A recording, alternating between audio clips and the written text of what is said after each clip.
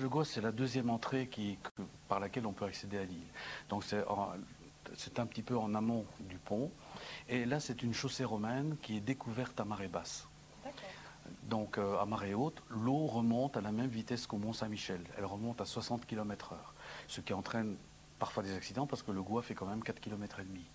Elle est très célèbre parce que... bien, les voitures l'entraînent quand c'est marée basse. C'est ça, mais on ne sait pas rouler vite parce que ce sont des gros pavés, il y a des traces de sel, il y a encore des algues, il y a de temps en temps des espèces de calamars là, qui traînent. On peut rouler à 40 km/h. Si jamais on quitte le passage du Gois et qu'on tombe dans la vase, il vaut mieux abandonner la voiture. Parce que la mer remonte tellement vite que tous les 25 mètres, il y a des pylônes avec des espèces de plateformes pour pouvoir s'y réfugier. Le passage de Gois est internationalement connu. Excusez-moi. Pourquoi? Parce que le Tour de France l'a emprunté plusieurs fois. Oui. Maintenant, ils ne le prennent plus, ils trouvent que c'est trop dangereux. Mais aussi par une course internationale. Il y a même des Éthiopiens qui viennent. Et c'est vraiment de tous les pays, des athlètes de tous les pays qui affrontent la mer. C'est-à-dire qu'au moment où la mer commence à remonter, ils démarrent la course. Il y a 4,5 km à faire contre la mer. Et la plupart des concurrents arrivent à la fin avec de l'eau jusque-là et terminent à la nage. Mais cette année-ci, ça fait 2 années de suite que c'est un Belge qui gagne.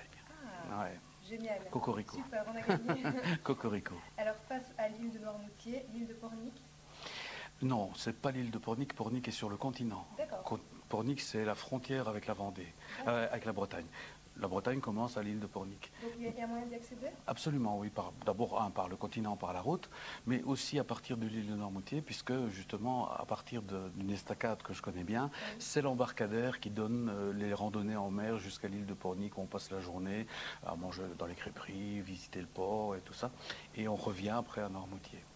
Voilà. Mais Noirmoutier, c'est aussi de tremplin pour l'île Dieu, qui est au large, et plus loin pour Belle-Île-en-Mer, mieux connu pour ces fameux chanteurs, Souchon et Woolsey, qui l'ont chanté agréablement.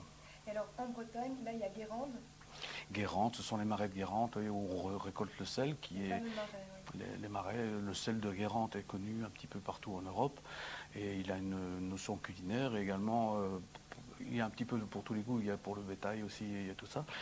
Mais par exemple, à Noirmoutier, il y a le sel de Noirmoutier qui est très, très réputé également. Oui. Ouais.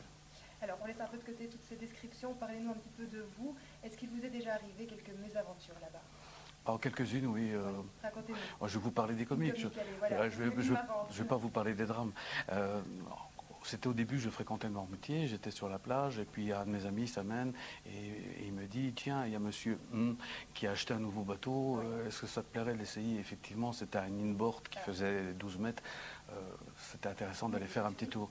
Mais ce qui m'avait un petit peu choqué, c'était que je voyais des gens un petit peu de tous les âges du camping où j'étais, qui avaient des jumelles et tout ça, mais je n'avais pas très bien compris. Et quand on a pris la mer, on a longé toutes les plages, la plage des Dames, l'Anse Rouge, la Claire, jusqu'à la baie où on rentre dans l'océan, à l'embouchure de l'océan, et on passe devant le port de l'Herbaudière, et directement je vois le bateau qui pique sur la gauche, et là, naturellement, il y avait la plage de Luzeronte, la plage des naturistes. Ah, voilà. Alors je l'avais compris pourquoi les jumelles. Donc personne savait. Absolument, eux ils savaient, moi pas. Eux ils savaient, moi pas. Oui, c'est ça, ils allaient se rincer l'œil un petit peu. Mais les nudistes, enfin les naturistes n'aiment pas ça. Ils n'apprécient pas trop. Donc moi j'étais un petit peu choqué. Oui. Mais l'anecdote vient du fait que quand nous étions en train de longer la plage, il y a une lame qui est venue de côté et qui a couché le bateau. Naturellement, on était tellement nombreux à l'intérieur qu'on n'avait pas de gilet. Et tout le monde pendait au bastingage, c'était la sapin de Noël, c'était unique. Et derrière nous, il y avait des colibets, et ils étaient éclatés de rire. Eux, ils étaient vraiment pliés en deux. Nous pas, hein, parce qu'on ne savait pas si on allait se remettre. Et puis quand le bateau s'est remis à plat, eh ben, on n'emmenait pas l'arche, on est rentré que basse à Noirmoutier. Vous n'êtes pas lancé dans l'aventure du nudisme? Non, non, ça ne me dérange pas, mais j'aurais bien été. Mais non, après ce qu'on venait d'endurer sur le bateau, là, on a bien cru qu'on allait se retourner quand même. Hein. Quelque chose d'autre? Autre mésaventure? Non. Oh, une petite. Mes parents avaient acheté un Zodiac à fond plat, à 4 mètres, avec un moteur assez puissant quand même. Et un soir, j'avais décidé avec des amis d'aller prendre un verre à la plage à côté, à la Potinière, sur la plage des Dames. C'est la plage la plus touristique de l'île. Oui. Et alors on a pris la mer, on était à 5. Et étrangement, quand on est arrivé à la Potinière, qu'on a voulu hisser le drapeau, enfin le bateau sur la plage avec l'ancre, la marée, on n'était plus qu'à 4. Et personne n'avait rien remarqué. Mais où est-ce Donc, qu'il était? ah oui, on a repris la mer en vitesse et puis j'ai fait pendant un quart d'heure, j'ai recherché le long de la côte jusqu'au moment où, parce qu'il y a beaucoup de courants, étant donné que c'est une baie, il y a énormément de courants, de remous et tout ça. Il avait, Ah oui, perdu ce pauvre monsieur? il avait un gilet. Ah ben, Lui, il avait un gilet. Mais au loin, on a vu un bras qui sortait et je me souviendrai toujours de son expression. Il était calme. Je dis, mais tu te rends compte un peu, on a failli perdre. Oh non, je savais bien que vous viendriez. Mais oui, et l'originalité de la chose vient qu'il s'appelait Pigeon. Ça va. Effectivement, peut-être. Ouais. Non, je ne dirai rien. J'allais dire, il porte bien son nom, mais bon. Mais je lui ai dit, moi, alors vous pouvez le dire. Pauvre monsieur, que vous avez abandonné dans l'eau comme ça.